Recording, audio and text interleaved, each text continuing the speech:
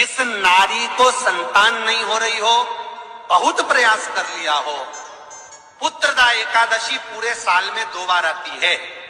एक श्रावण के महीने में आती है, दूसरी कोषाधिक क्रम में आती है। पुत्रदा एकादशी होती है, ये संतान की वृद्धि करने वाली होती है। शंकर जी के मंदिर में जाकर, भगवान शिव के मंदिर में पूजन करके घी का 1 कटोरी में घी और 1 कटोरी में खीर शंकर के सामने रख देते हैं।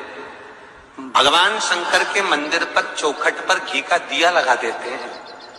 शंकर जी की चढ़ी हुई 1 बेलपत्र साथ में रखें और 1 बेलपत्र को उठाकर शंकर जी के मंदिर की चौखट पे ही बैठकर चबा चबा कर खा लेते हैं। जो 1 बेलपत्र लेकर आए हैं वो अपने पति को खिला देते हैं। कहते हैं पुत्रदा एकादशी के दिन ये कर लेने पर संतान की प्राप्ति हो जाती है, पुत्र की प्राप्ति हो जाती है। श्री शिवाय नमस्तुभ्यम।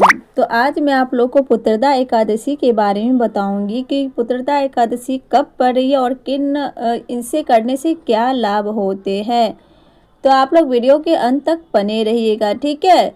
तो आज है 10 तारीख को जो हमारी पड़ रही है पुत्रदा एकादशी, जिसे पौष पुत्रदा एकादशी भी कहा जाता है, जो 2025 में 10 जनवरी को मनाई जाएगी। एकादशी का तिथि का जो प्रारंभ होगा वो 9 जनवरी 2025 को दोपहर में 12:22 बजे होगा और समाप्ति का होगा 10 जनवरी 2025 को सुबह 10:19 तक, ठीक है। तो इस दिन आपको भगवान विष्णु जी की पूजा अर्चना का विशेष महत्व है, विशेषकर उन दंपतियों के लिए जो संतान सुख की इच्छा रखते हैं। पौराणिक मान्यताओं के अनुसार इस व्रत के पालन से संतान संबंधी सभी इच्छाएं पूर्ण होती है, जीवन में सुख समृद्धि भी आती है। तो चलिए मैं आपको व्रत का पारण भी बताती हूँ। तो जो व्रत का पारण है वो 11 जनवरी यानी 2025 को सुबह 7:15 बजे से 8:21 के बीच किया जाएगा, ठीक है। तो पुत्रदा एकादशी का व्रत के दौरान आपको कुछ नियमों का भी पालन करना है। तो इस दिन आपको नियम में करना है कि इस दिन आपको चावल का सेवन से बचना चाहिए और तुलसी के पत्ते नहीं तोड़िएगा एकादशी के दिन। और जो प्याज, लहसुन और तामसिक भोजन जो होते हैं वो उसका सेवन नहीं करेंगे। एंड अपशब्दों का प्रयोग और नकारात्मक विचारों से भी दूर रहिएगा।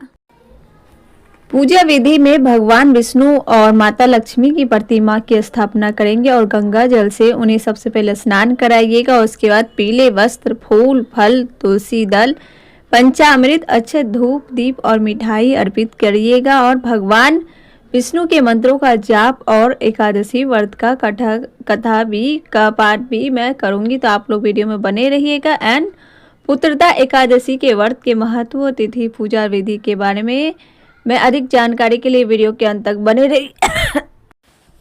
पुत्रदा एकादशी की कथा। तो चलिए कथा स्टार्ट करती हूँ। तो सबसे पहले भगवान विष्णु को प्रणाम कर लीजिए। ओम नमो भगवते वासुदेवाय नमः। तो प्राचीन समय की बात है, भद्रावती नामक नगर में एक राजा रहा करते थे जिनका नाम महाराज सुकेतुमान था। उनकी पत्नी का नाम सैव्या था।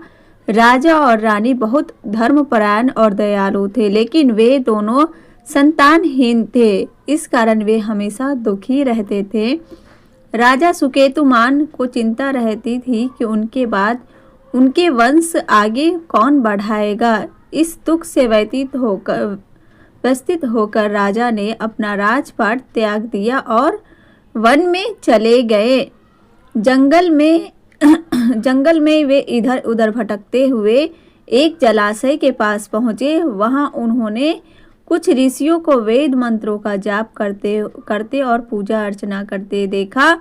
तो राजा ने उन ऋषियों से पूछा कि हे मुनिवर, आप सभी कौन हैं और यहाँ किस उद्देश्य से एकत्रित हुए हैं। ऋषियों ने बताया कि वे सभी देवताओं को प्रसन्न करने के लिए यहाँ पौष मास की पुत्रदा एकादशी का व्रत और पूजन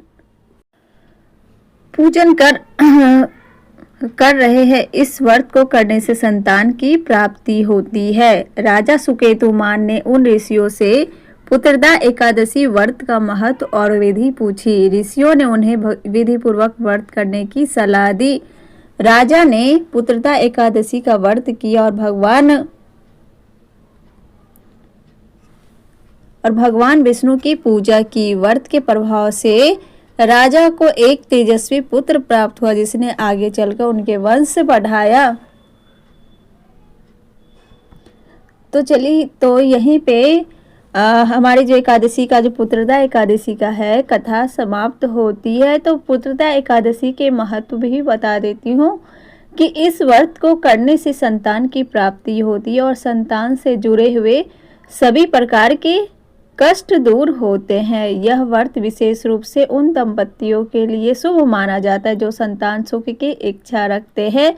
पुत्रदा एकादशी पर भगवान विष्णु के विधि पूर्वक पूजन करिए और कथा सुनिए। व्रत का पूर्णता प्रदान जरूर से जरूर होता है।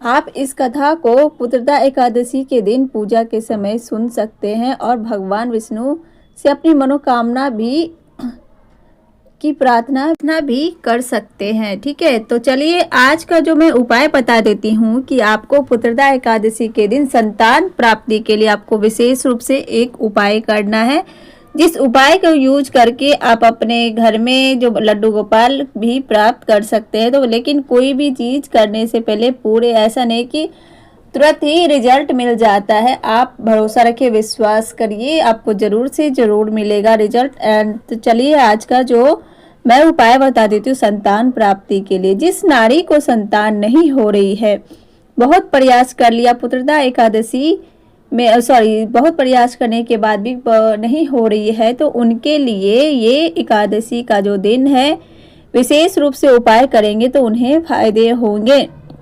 ठीक है, तो सबसे पहले ये जानकारी दे देती हूँ कि पुत्रदा एकादशी साल में 2 बार आती है।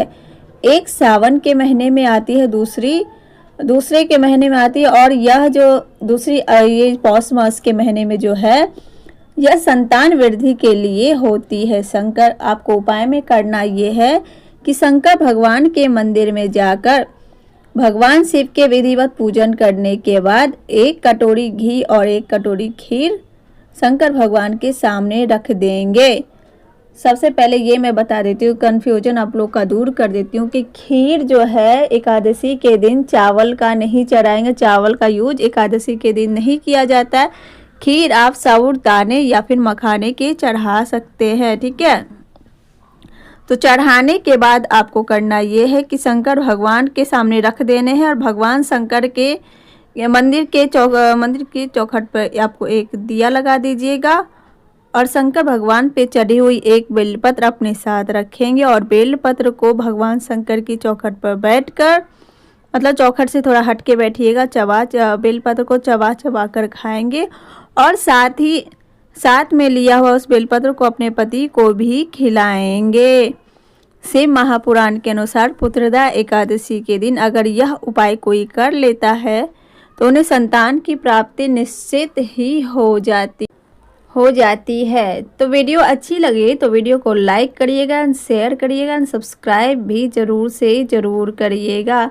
तो मैं वीडियो को यहीं पे एंड करती हूँ। जितने भी लोग मेरे चैनल को देख रहे हैं, thank you so much watching for my channel. ऐसे ही सपोर्ट, अपना प्यार मेरे चैनल पे बनाए रखिए।